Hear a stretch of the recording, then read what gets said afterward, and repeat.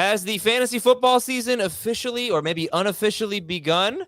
Some say that is what the beginning of the Scott Fishbowl drafts represents, and they are underway, and we are drafting in those today. We won't really tell you too much about that unless you are interested. You can tweet at us, but it's, we're doing a draft, and that's awesome, and it's really exciting, and it's a new week and time for some rankings disputes here on Fantasy Football Today. Welcome. I'm Adam Azer. I got Heath Cummings and Jamie Eisenberg here. If you want to watch us on YouTube, you can watch live or on demand at youtube.com/fantasyfootballtoday. Did everybody have a great weekend? Great weekend? Yes. Yes. It's good to be home. I was traveling for about 8 days, so it was good to be home. Oh, welcome back. Yeah, Jamie hasn't been on the show in a while, so welcome back, Jamie. Thank you. Missed you guys. Did you go anywhere fun? I was at Disney World's parks twice. Once on the front end of the trip, once on the back end of the trip. Don't ask why. But it was great. It's always good to see my kids having fun. And the younger two, they're going on rides for the first time. And we were in Atlanta for 2 nights, or 2 days, 1 night, which was fun. Went to the aquarium there and the Lego experience, which is, again, a lot of theme parks. And then Clayton, Georgia, where my son goes to camp. And so that was fun to do some outdoor stuff. Yes, it was cool. Yeah. Good. I don't know if you noticed, Heath, but Jamie's voice is a little bit higher pitched today because he did go on Tron. And that can be one you like that. It's just so uncomfortable for males. Today on the show, we're going to do some rankings disputes. Bijan Robinson versus Josh Jacobs. They're basically flipped in the rankings for Jamie and Heath. J.K. Dobbins, Trevor Lawrence versus Tua Tagovailoa. Derek Carr, Treylon Burks, Jordan Addison, and David Njoku. We got an injury update on Javonte Williams. And first, we have this email of the day at fantasyfootball@cbsi.com. This is from Andrew. And he says, who is this year's player version of the baked burger? Definition, nobody wants them, but they seem to get the job done. The baked burger of fantasy football. I don't get it. What's the baked burger? I baked the burger. I baked burgers for 4th of July. And we need to clarify. He didn't just bake burgers. That's something that I think is fine, whatever. He can't have a grill. I get it. He came on the day after the 4th of July and basically said he had one of his greatest cooking days ever. The greatest. The greatest cooking day of his life, which involved baking hamburgers. Yeah. In the oven. Not broiling, not using the broiler, just baking them at 400 for 15 minutes. And that was the greatest cooking day of his life. The whole thing came together so beautifully. I mean, everything was so good, including the burgers. I mean, the corn was good. I didn't make that. My favorite responses to that were, that's meatloaf. I did see a lot of that. But did you enjoy it? Oh, delicious. So I'm serious. But everybody's criticizing you about doing it? Yes, of course. So I guess the biggest thing would be like, who cares? As long as you enjoy it. Well, yeah, more in fun. But the people who have actually done it have been like, Adam, you're right. If I could find the sound bite, I'll try to find that. But anyway, who is the baked burger of fantasy football? Nobody wants them, but they seem to get the job done. Adam, you were right. There we go. What'd you say, Jamie? Who will it be? Yeah. I feel like this is like a Geno Smith, Jared Goff type of player. I think somebody in the chat said James Conner. I thought that was a pretty good, he falls like around 6 or 7 now, but he's probably going to be good when he's healthy. Does the baked burger fall apart? No. Oh, God, no. Oh, no? Okay, never mind then. Probably not James Conner. Very consistent. I mean, that's the thing. Everyone exactly the same. Very consistent. I suggested Daniel Jones because you think it's better than everyone else does. I do not. Tyler Lockett? Yeah, that actually was a name that came to mind. Tyler Lockett. I like Lockett and Connor. Those are good baked burgers. They'll be on all my teams. FFT Dynasty recording tomorrow, usually at 11 a.m. on Tuesdays, recording tomorrow at 10 a.m. Eastern. You can watch it live at youtube.com/fantasyfootball today. And we're going to be doing a startup dynasty mock draft, a 1 QB startup dynasty mock draft. I'm sure there will be a 2 QB one coming up as well, right? I think we just did it 2 weeks ago, actually. Oh, you were not a part of it? I wasn't. No. Okay. Yeah. That didn't really happen. You were invited and you responded 15 minutes before the draft started and said, yeah, I'm in. We'd already filled it. Well, that's actually worked out pretty well for me then. So anyway, tomorrow, 10 a.m. Eastern, the startup mock draft, 1QB startup dynasty mock draft, and that episode is going to the audio version is going to drop on Saturday, I believe. So if you want to hear it before that, you can go to youtube.com/fantasyfootball today. Let's do our news and notes. Jamie, Javonte Williams says he feels good, and the plan is for him to be cleared for training camp. For Javonte Williams, he's going in the 70s based on the last few weeks of NFC drafting, 90 drafts since June 15th. Javonte Williams going in the 70s right now. What's your take on this? All signs so still positive, I guess. I mean, he's great. I think, the quicker he's back on the field, the quicker you get an idea of what kind of player he's going to be. I'm still not sold on him being the, workhorse guy for the Broncos and being the player that I think we were hoping he would be at the start of last season.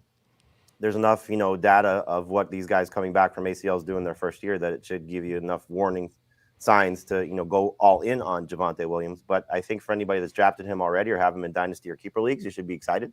For me, though, I'm still going to probably overlook Javonte, and hopefully this pushes down Samaje Perine, and I'll still be able to get him at a better price.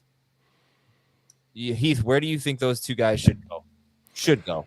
You said Javonte's going in round 6? He's going basically the end of round 6, 73rd, so beginning of round 7, around there. Okay, I think that's good value. I think he's a round 6 pick. I'd be fine with him in the middle of round 6. And I think Perine should go all in a very similar range. I think both of these guys are high-end flexes who will probably have a stretch where they're performing like a high-end number 2. Perine is going about 100th, 101st. Overall. That's a much better value. Okay, well, why though? I mean, at what point would it not be? I mean, round 7 for Javonte and round 9 basically for Perine. I guess. Do you think Perine should just go ahead of him? Or no, I just said I think Javonte should go round 6 and Perine should go round 7. Yeah, sorry. I think that the thing that you hope for is that Javonte has the higher ceiling and that he performs that way. But Samaje Perine, I think, is the one that's going to get enough work that will make it impossible for Javonte to perform that way. And that if you're looking for just a piece of this backfield, especially probably in the passing game, that's where Samaje Perine will come in. And my question was going to be, like, what do you need to see from Javonte Williams for Javonte to be better value? I don't think I'm going to believe that Javonte is going to be more than a 1A this season, unless he is. I mean, I think you have to remember he was in a pretty tight split with Michael Carter in college. He was in a pretty tight split with Melvin Gordon before he got hurt. I think even if he gets back to 100%, like Jamie said, I think he'll be more efficient and have more upside. But I don't know that he's ever going to be a guy who's over 15 touches a game. Okay. Baltimore offensive guard Kevin Zeitler said the new offense is going to be fast, and the Ravens are going to attack and attack and attack. That'd be cool. That's great for fantasy. And I don't really think there's much we have to say about that. So let's go to the rankings disputes. So Bijan Robinson versus Josh Jacobs. If you look at our rankings, Jamie has Bijan Robinson 3rd, and Heath has him 7th or 8th. And it's basically the exact opposite for Josh Jacobs. So Heath, you will certainly, as of now, I know you've been open to changing the Bijan ranking. You have him 7th, and you have Jacobs 2nd, whereas Jamie has Jacobs 7th. I know that you're open to moving Bijan up. You'll certainly be the low guy on him and probably the high guy on Jacobs within the industry. So discuss why you prefer, not even close right now, Jacobs over Bijan. Yeah, I would dispute that characterization that 3 versus 7 or 8 at running back is not even close. Like 4 or 5 spots in the ranking is not a massive difference. That is not even close. Like that is okay. Well, maybe Jamie will agree with you about that as well. But I don't think 4 or 5 spots in the running back rankings is not even close. Let me ask you this. Sometimes I say, if I did 10 drafts, I would take this guy in 5 of them and this other guy in 5 of them. But your rankings would suggest that if you did 10 drafts, you take Josh Jacobs over Bijan Robinson 10 out of 10 times. But I would not. If I did 10 drafts and I was playing for money in all of them, I'd probably take Jacobs in 7 of them, and I'd probably take Bijan in 1 or 2. Okay. or 6 of them, maybe even 5. That's a Jamie, lot of do exposure. you agree? Not even close. 4 spots? No, that's very close. I don't know what you're trying.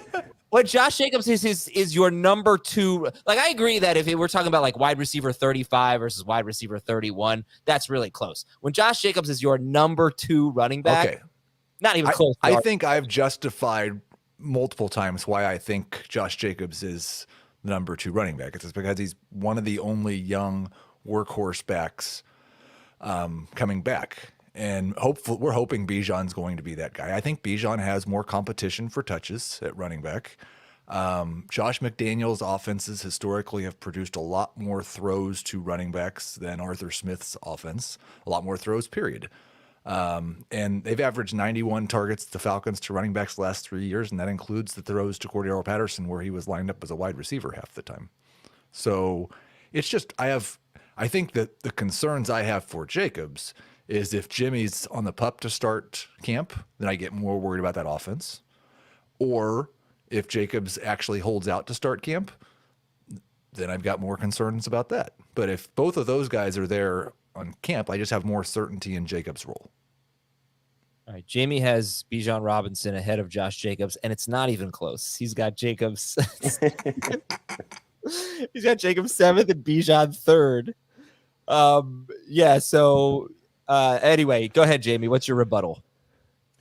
Well, I mean, Heath kind of made it for me with his concerns about Jacobs because I shared the same ones. I think the quarterback situation, even if Garoppolo's there, is worse because I think it's a step down from maybe Derek Carr. I think what we've seen from Jacobs the last couple of seasons has been, and this is going to be an interesting test case, when there's been guys absent in the offense is when his passing game numbers have spiked. And so, Waller missing time last year, that's the best stretch of games that we saw from Jacobs in the passing game. The year before, it was when Waller and Hunter Renfrow were both out. And so, we'll see now with Waller being gone, but obviously the addition of Jacoby Myers. But really, it's just the whole thing. Jacobs just really makes me concerned about the situation. I think the Raiders could conceivably be one of the worst teams in the league based on everything that's happened to them this offseason. So I'm just a little down on what the situation can be. Yes, he's a star. He's proven that even when things haven't been right, he's been productive. And then last year when things were fantastic for him, he leads the league in rushing and has a superstar season. So he's got that upside. He's got the ability to be the NFL's leading rusher again, if this offense doesn't completely tank. But I just look at it for what the upside is for Bijan. Yes, he's probably going to share touches more so than Jacobs. I don't think that's a question. But there's so many opportunities there, and I think we'll see another wrinkle in this offense, from what Arthur Smith told me and how they're going to use Bijan and just how they're going to, deploy him as a receiver, which I think is something that he could definitely do and do it better than Jacobs as a pass catcher because he showed that in college. So I'm just more excited about Bijan. I'm more confident in the situation there. I think the schedule is more favorable for the Falcons. I think the offensive line is better for the Falcons. And maybe in the quarterback situation is better for the Falcons. If Jimmy's not right and like he said, he starts on the pup list, or maybe they go a different direction as they've sort of indicated is a possibility. So barring Tom Brady coming out of the ownership box and maybe taking over the reins of this offense, I'm just a little bit concerned about the Raiders overall. Okay. Why do you think, Heath, that the public is so much more on Bijan than Jacobs? He is a lot more. I mean, he's really, really exciting. He's a running back who was just taken in the top 10 in an Arthur Smith offense, and Arthur Smith used to run an offense that had Derrick Henry. And if I could do my Chris Towers impersonation, Josh Jacobs is Josh Jacobs. If Bijan Robinson could be anything. Yeah, except that I think the problem is Josh Jacobs has been a different fantasy player for the first 3 years of his career than he was last year. But he had a top 10. I mean, it's not like, sure. He had a season where he averaged, like, we talk about Tony Pollard, and I think a lot of people have Pollard ranked ahead of Jacobs. Pollard last year was what Jacobs was basically the 3 years before this year. But he did that in a shared situation. Right, as the number 2 back. Right. A little different. Well, I think I don't really believe he's always been in a shared situation. I don't believe he's going to be a workhorse running back this year. I think Tony Pollard will still be in a shared situation. Oh, he might be. Not in the current construct of the roster right now, though. But if they bring back Zeke, then sure. I think if it's the guys that he's on the roster with now, he's going to dominate touches. I can't see them, all of a sudden saying, "Oh, Deuce Vaughn, just because your dad's a scout, we're going to make you a significant player or a guy that can get on the field." And Ronald Jones. I would hope that the the commitment to Tony Pollard suggests he's going to take that next step and get maybe not the same opportunities that Josh Jacobs gets, but in a better situation. I think the thing about Jacobs that, is to what you said, Adam, the first, part of his career versus last year. Well, last year, new coach, as Heath alluded to, Josh McDaniels is obviously very good for what Jacobs wants to do. And then the contract situation, that's still the same, so despite the fact that he might hold out, which is clearly a huge negative if that's going to be the case. But if he comes back, he plays, he says, okay, I'm going to go out and I'm going to, try to earn what you owe me or what some other team should hopefully pay me. Then you got to be excited about that, because that was something that probably played into his production last season. And I will say, I'm pretty much, I don't know anything about it. I'm pretty much dismissing the chances of Josh Jacobs actually not playing football games because of his contract. I just don't think you can look at what's happened. And I understand why running backs don't think it's fair, and I wouldn't necessarily disagree with them. But I don't think you can look at what's happened with Saquon doesn't get what he wants, and Dalvin doesn't get what he wants, and Hunt and Zeke and Fournette are all just sitting out there rotting. I can't imagine sitting out because you think the situation's going to get better. Well, I might take Bijan Robinson in the Scott Fish Bowl in just a moment. So we will see as I am on deck. And we are going to take a break. And when we come back, J.K. Dobbins. Big difference in the rankings here for Jamie and Heath on J.K. Dobbins. And we'll be right back on Fantasy Football Today. All right, J.K. Dobbins is 15th at running back for Jamie and 25th for Heath. And where is he going right now in NFC average draft position since June 15th? Right in the middle, basically. RB 19, 58th overall, the end of round 5 in a 12-team league. So J.K. Dobbins, again, Jamie's got him as RB 15. Heath is RB 25. Jamie, a little bit higher than ADP. Heath, a little bit lower. Go ahead, Jamie. First word on Dobbins.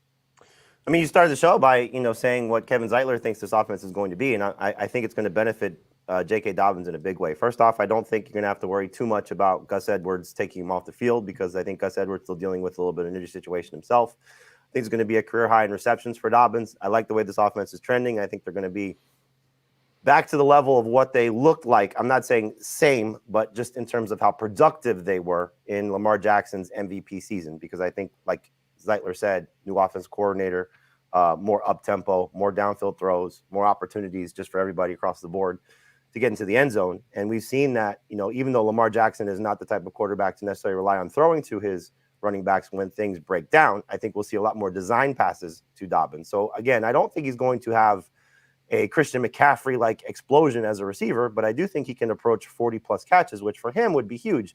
What we saw from him last year was when he came back from the second knee injury, he looked more explosive and looked more like himself. And now he's going to be 2 years removed from that knee injury when we thought he was going to be one of the best breakout running backs. And I think Heath was actually driving that train a couple years ago. So system is going to be great for him. Player, I think, is certainly productive. He's another guy complaining about his contract because he's about to enter contract season and seems to be a little bit disgruntled. So hopefully that motivation, like we saw maybe from Barkley and from Jacob last year, lends itself to that. So I'll be a little bit bullish on him. I do think there's an opportunity for him to have maybe his best season in the NFL if he can stay healthy this year. Yeah, I think we're both projecting to have his best season in the NFL. I love J.K. Dobbins, and most of these, like not so much the Jacobs one, but most of these, when I saw them, Adam, like the first thing I'm looking for is, okay, why am I so far off on, or who am I so far off on, and is there something that I'm not considering? And the problem for me with Dobbins is that he's basically got 3 4-week stretches in the NFL where he was kind of the guy. Week 8 through 11 his rookie year, week 14 through 17 his rookie year, and week 14 through 17 last year. In those 3 stretches, the highest percentage of the team's rush attempts he saw was 43%. And it might be that maybe Gus is just going to disappear. The Monken track record in terms of distributing running back touches is pretty mixed. He's got a couple of years with a feature back. I don't think he's opposed to it. He's got more years where it's 2 or 3 guys sharing. But I'm just having a hard time projecting Dobbins for 50-60% of the team's rush attempts, especially with Lamar there. And he's not ever really been involved in the passing game. But I do agree with Jamie about the potential talent, or at least what I thought the talent was coming into the NFL. We just haven't been able to see him put together that for very long. So Jamie has Dobbins ranked ahead of Madison, Dameon Pierce, Travis Etienne, Miles Sanders, Breece Hall. among others. I don't know. Those guys are all ahead of him for me. Yeah, I don't really know where else to go with it. I mean, different opinions there. I think it's a workload issue, obviously. Well, and it's one where you just have to make a bet one side or the other, because we don't really we don't know, are Lamar's rush attempts going to stay the same or go down? Are the team's rush attempts going to stay the same or go down? It's a brand new offense, and we're just going to have to guess a little. Yeah, they haven't given it to their running backs much the last 2 years. In the 4 years of the previous 4 years of the Lamar Jackson era, Baltimore running backs have been 7th, 13th, 30th, and 20th in just running back carries. And closer to 30th in running back targets. But it's bottom 4 in all 4 seasons. Yeah, I don't know how much that's worth. Right. It's just a guess. Yeah. One thing I do like, though, is that I mentioned this last week. One thing about Lamar Jackson is while he does get some rushing touchdowns, he's not the goal line guy that Josh Allen and Jalen Hurts have been, or so far in his career, he has not been. So running backs actually do get most of the goal line touchdowns, the goal line rushing touchdowns for the Ravens.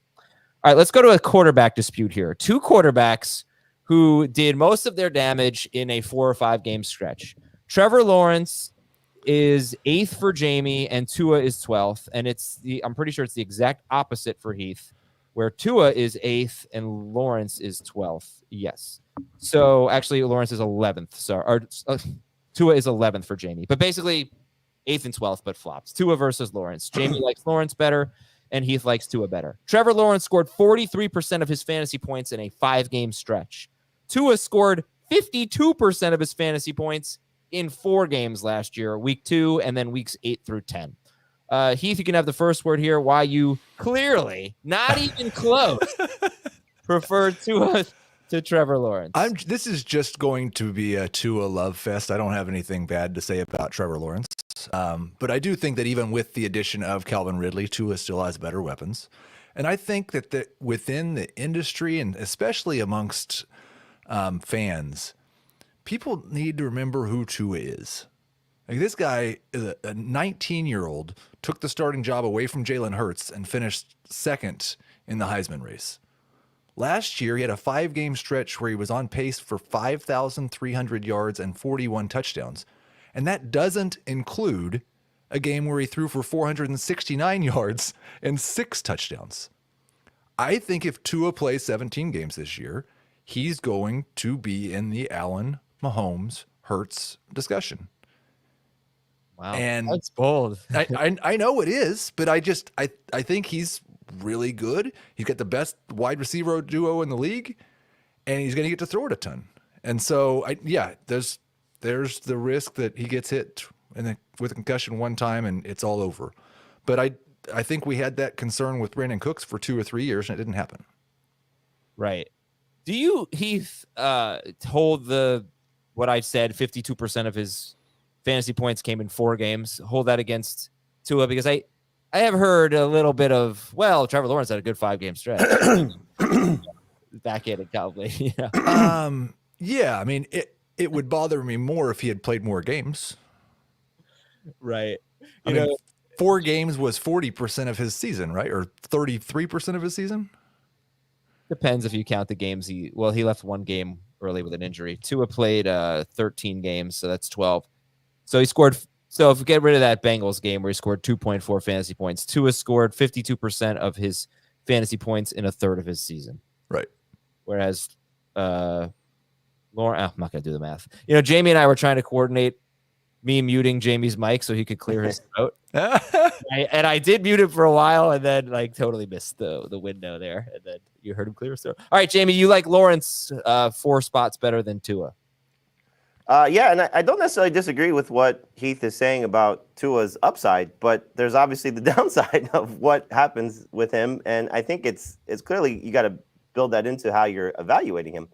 The nice thing is, though, it's the position where if you do miss, you hopefully have some fallback options, right, especially if most people in your league don't take 2 quarterbacks. That being said, I think the upside for Lawrence is easily to join that same group of quarterbacks that Heath listed as well.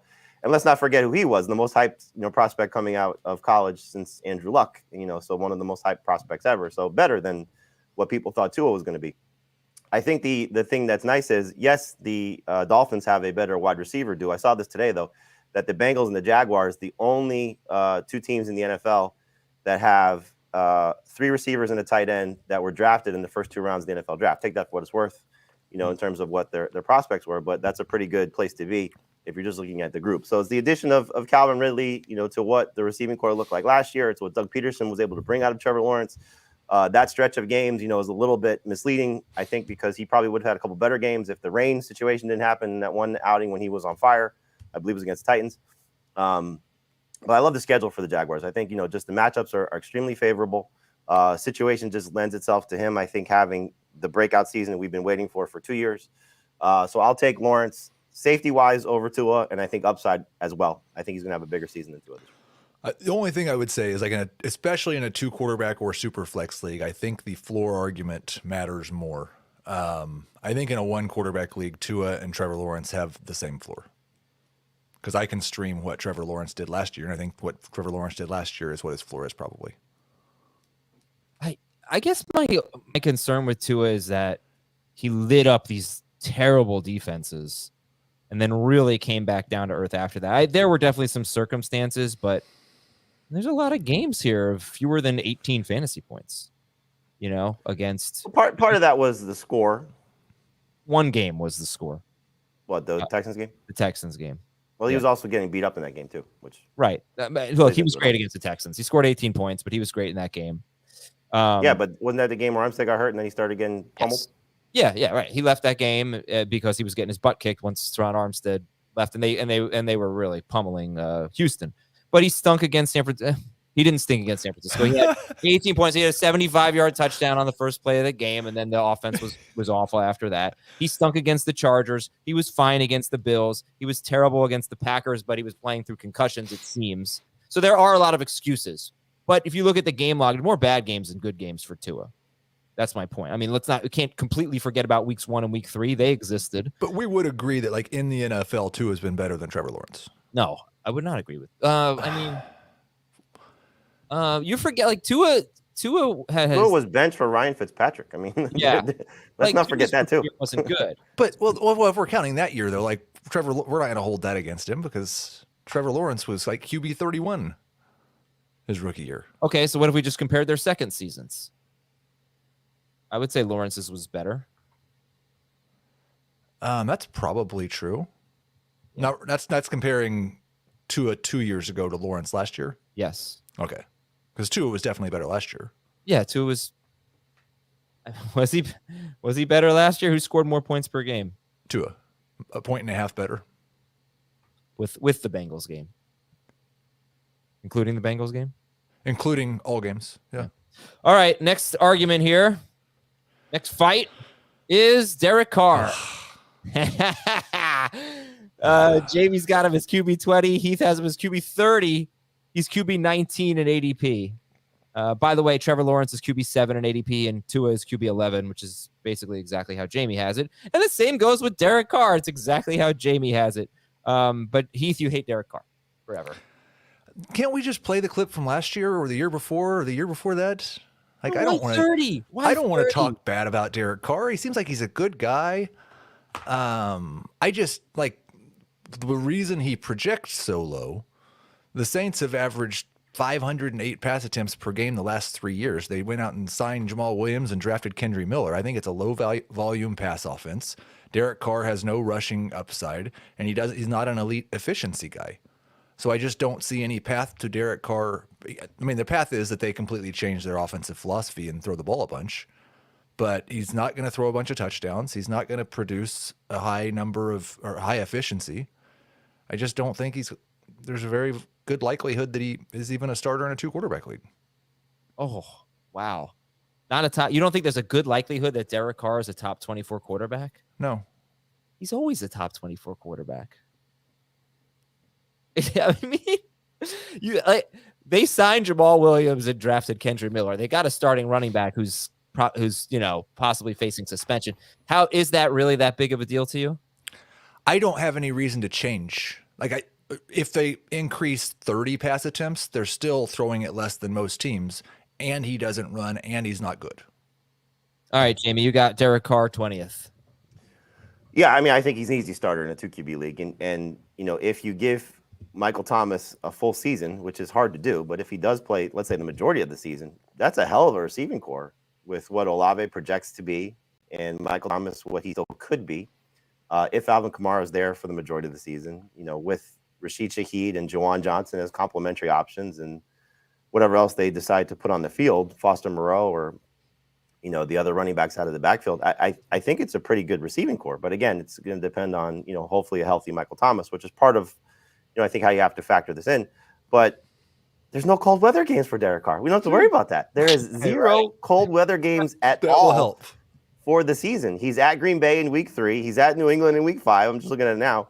And then everything else to close the season is one outdoor game. One. After week 5. What? His last outdoor game. That's amazing. Oh, no, I'm sorry. His one outdoor game after week 5 is at Tampa Bay in week 17. Everything else is indoors. It's a very favorable schedule. I think you're going to see a little bit different offense from what we saw from the Saints last year because they obviously did not trust their passing game. Andy Dalton was a shell of what he was, and he wasn't even good to begin with. And so we'll see if Derek Carr is better than that. But I think Carr's a better quarterback. I think the receiving core is going to be better. I think this team is going to be better. This should be the best team in the conference, in the division.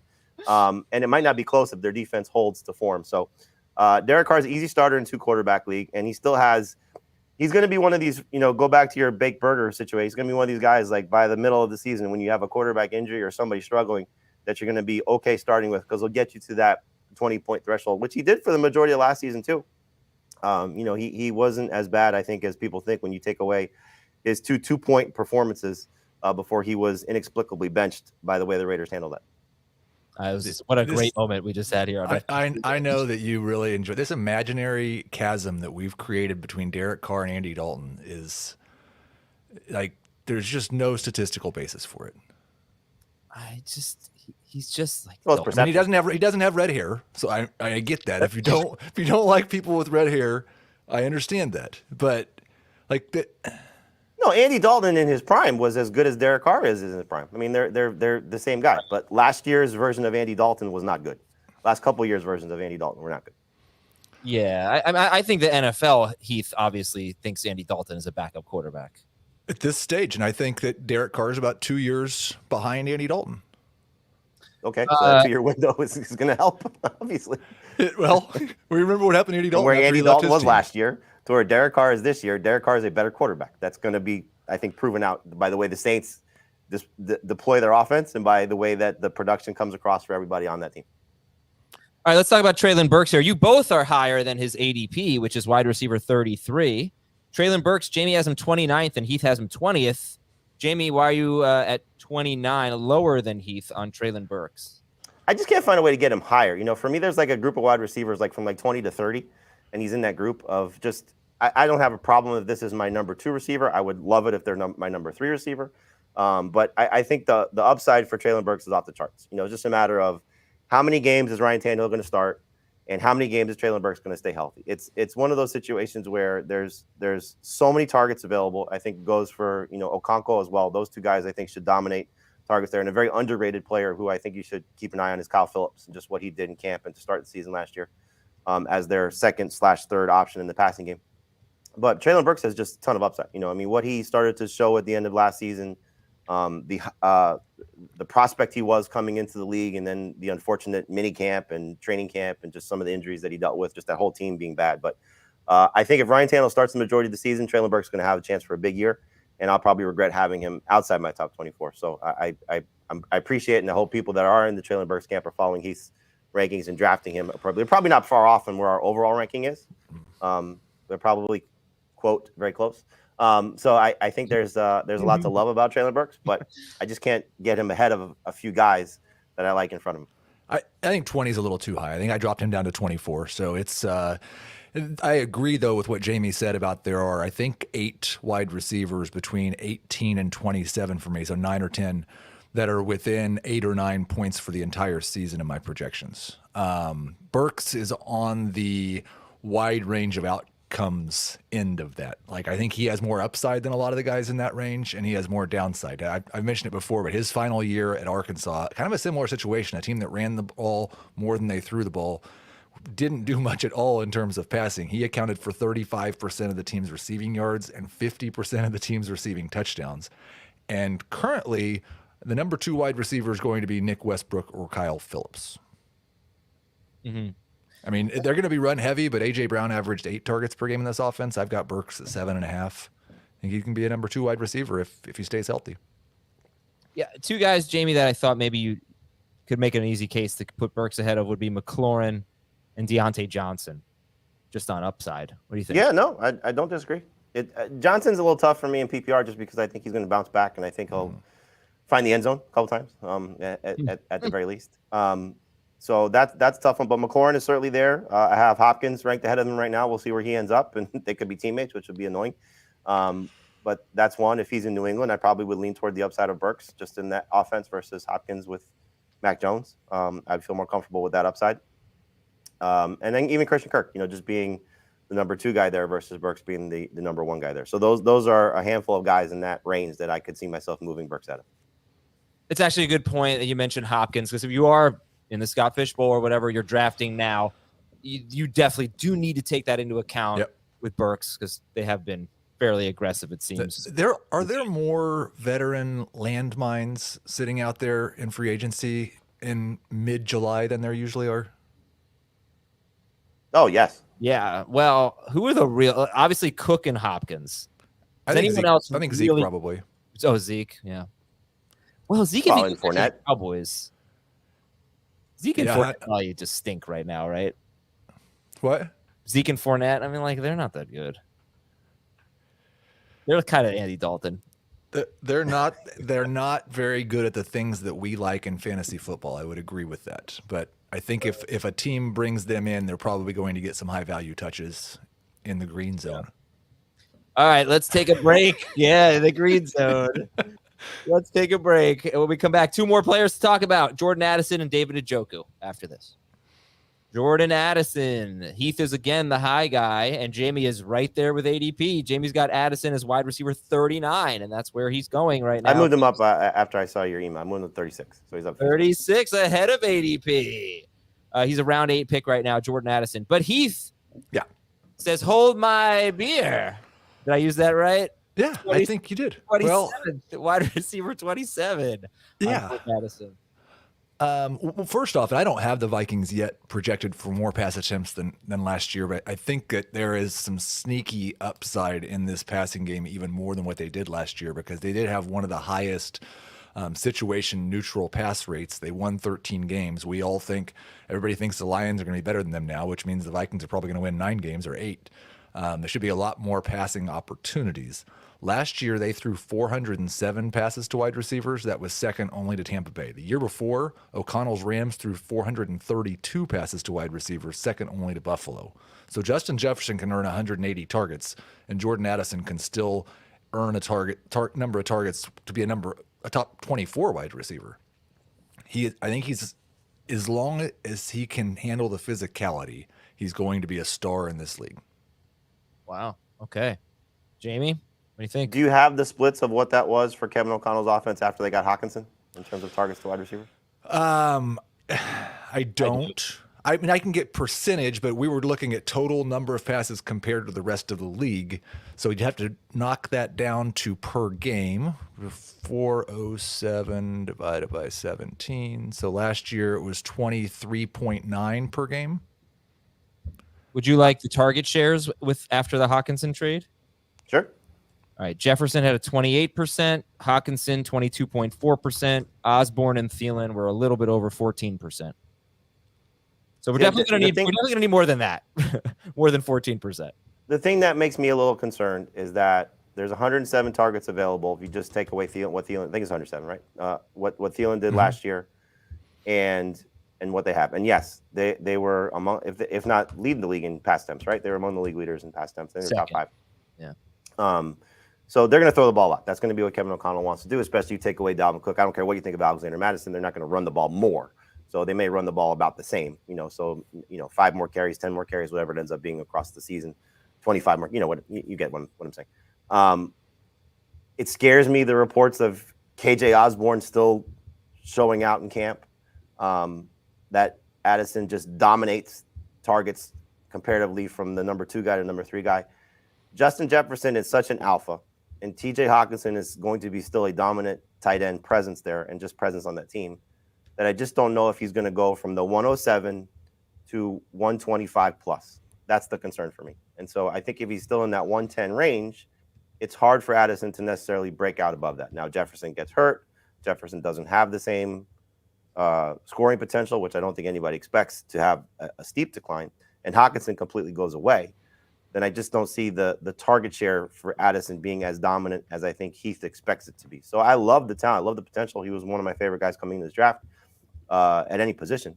And I think the landing spot is great. But I just don't know if he's going to have the amount of opportunities without finding the end zone, let's say like Jahan Dotson did last year, to have that immediate impact right away as a rookie. Like it wouldn't be surprising to me, especially if there's an injury to one of the Chargers guys, if Quentin Johnston is better. And same thing maybe with Seattle if Jackson Smith-Njigba is better, just based on what those 2 guys also profile as well coming into the league. But I love Addison. I think he's a great number 3 receiver. I just don't want to overvalue him because he's replacing Adam Thielen and taking just necessarily more targets away from what the Vikings do.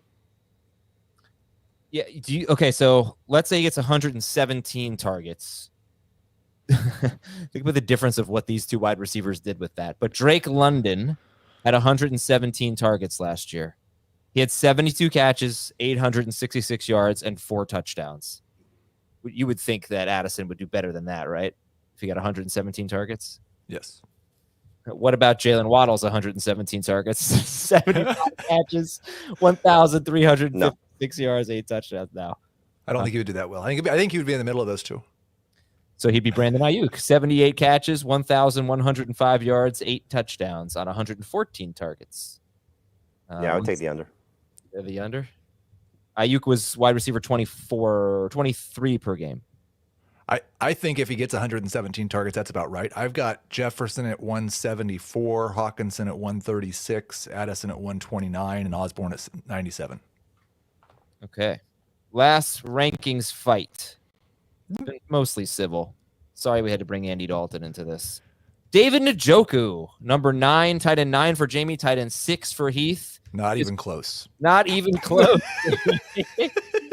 I do think that, I mean, the principle that I've discovered here is that if you're talking about the difference in your rankings between somebody like a running back or a wide receiver in the top 3 or 4, it's really not even close between that guy and a wide receiver 8. There's a pretty big gap between the surefire first round pick. Okay, so anyway, this is close though. David Njoku is tight end 9 for Jamie and tight end 6 for Heath. He is tight end 10 going in round 10 in average draft position. Okay, Jamie, you can go first. Njoku. So let's take a look at some of the guys you have ahead of Njoku. It would be the usual suspects plus Pat Freiermuth. That's really it. It's Kelsey, Andrews, Hawkinson, Pitts, Waller, Goddard, Kittle, Freiermuth, Njoku, whereas Heath has Njoku ahead of Kittle, Freiermuth, and Waller. Go. There's a lot of mouths to feed in this offense. And, we're going to find out quickly how much Deshaun Watson and his contract went out over what Kevin Stefanski, I think, still wants to do, which is to run the ball and be a run-first or run-heavy offense, I think, based on what we've seen from him.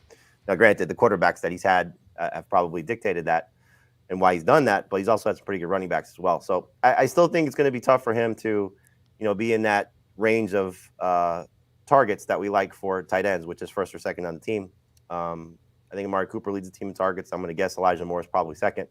And then David Njoku hopefully is third because I still love his upside, his potential. Now, clearly Stefanski's offense have been favorable for tight ends, which is what you like about Njoku.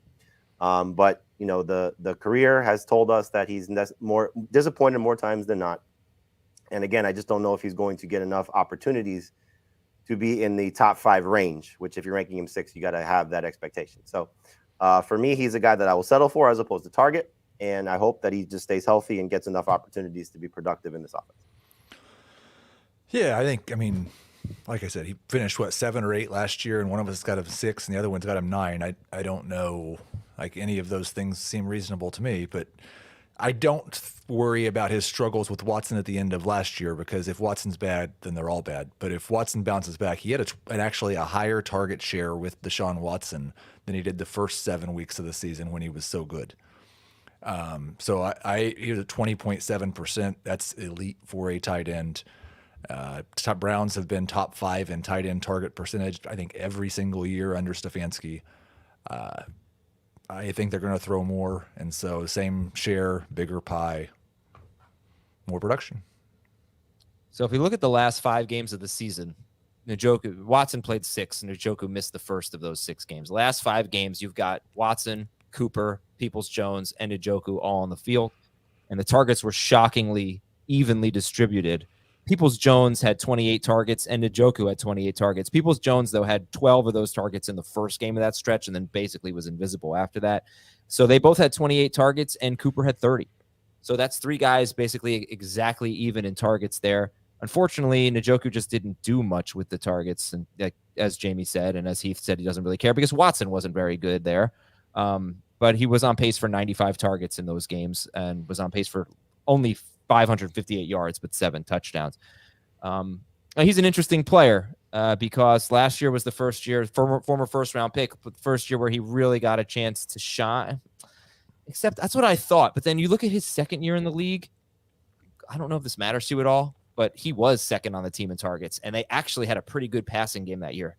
That was Baker's rookie year, and they threw for well over 4,000 yards, 29 touchdowns as a team. And Njoku had like 88 targets, and he stunk.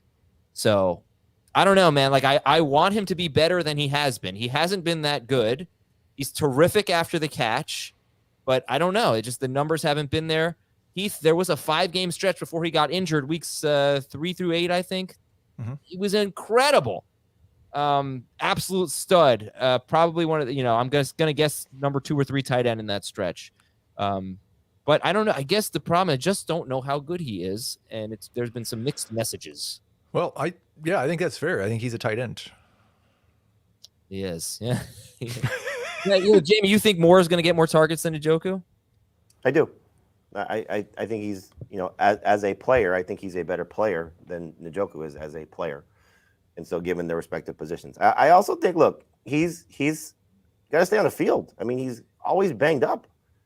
Last year, missed 3 games, 4 games? It's been a problem for him. Now, I think their personnel moves, the fact that they didn't really bring in, maybe it's a Harrison Bryant situation, but, that they, let Austin Hooper go and they don't necessarily, bring in anybody else last year to replace him is telling. And they didn't really do anything to address the position again this year. So that shows you the confidence they have in him, plus the contract situation that they gave him last season. So there's a lot to like about his upside. But I think last year, was so strange because you hear people from Cleveland and they said how much they just, at the end of the season, they just wanted to feature Watson and get away from what the core beliefs of their offense are, and so we'll see what they do this year because allowing Kareem Hunt to walk, and not necessarily replacing him, that may say, okay, we're going to have a little bit more balance and allow Deshaun Watson to sort of dictate how the offense goes more so maybe than, the run game. But I still think it's going to be a run-first offense, and the passing game will sort of support that as opposed to be, as much as Watson could be a star, the feature part of what they do. And Heath, what's your target breakdown if you have that? Yeah, I've got Cooper at 126, Njoku at 103, Moore at 86. Okay, so that's pretty much a big difference in the analysis there. All right, that's going to do it for today's show. How you guys doing in the Scott Fish Bowl so far? What do we got? 1 pick in. What pick did you have? So it's a bunch of 12-team leagues, over 3,000 people competing, and it's a 3rd-round reversal, and you do get to pick your draft spot. So it's scoring is insane, but there's PPR scoring. Tight ends get 2 points per catch and 2 points per first down. And everyone else gets 1 point per catch, 1 point per first down. Tight ends get only 4 points for a touchdown. I think running backs and wide receivers get 5. Makes your head spin, but it is a super flex league. So Jamie, what pick did you have and who'd you take? I have not made a pick. We're 1 pick in. I thought you were 1 pick in. No. We made 1 pick. Who was it? I'm Mahomes. Yeah, and that's the thing is like you get a quarter of a point for every carry, so that favors the workhorse running backs, and of course the quarterbacks who run a lot. Heath, what about you? Where are you in? I had the 101. I took Mahomes. There have been 8 picks made in my league. And I will say, like, if anybody's listening, and I tweeted this out just a minute ago, if you really love Scott Fish and you want to do something nice for him, I think everybody does, the faster we can get through round 1, the better. Because he is kind of stressed and on the clock himself. Because if somebody doesn't show up in round 1, he has to replace them. Once all the picks have been made for round 1 for every league, then he gets to relax. Okay, well, that's good. That's help him out. Make some picks. What pick do you have, Jamie? I have the 8th pick. Okay. You? I am on deck. I have the 11th pick. I made my first pick. Oh. Yeah. Who did you take? Well, the picks were Hurts, Allen, Kelsey, Mahomes, Lamar Jackson, Burrow, McCaffrey, Herbert, Fields, Justin Jefferson. I took Austin Eckler. Jamar Chase just went. Jeff Haverlack, dynasty dude. He took Jamar Chase. He's on the clock now. He just picked, so I'm thinking he's going to pick again. I know who I want to take. I don't want to say it. I don't want like maybe he's watching. I don't know. I know who I want. If he takes him, have you factored in the 3rd round reversal into your decision, Adam? No, it doesn't really change anything for me. You're gonna take a quarterback, right? Yeah.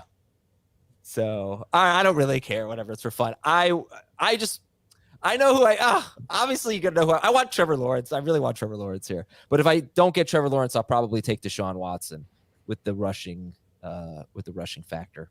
So hopefully Jeff is not listening and doesn't take Trevor Lawrence. Take Richardson. Play to win. Oh God, no. No way. All right, thanks everybody. We will talk to you tomorrow. 2 shows tomorrow. Dynasty at 10 a.m. and best wide receivers in rounds 4 through 6. The league winners in rounds 4 through 6 at 11 a.m. And that one you'll hear tomorrow. Dynasty you'll hear over the weekend. See you later.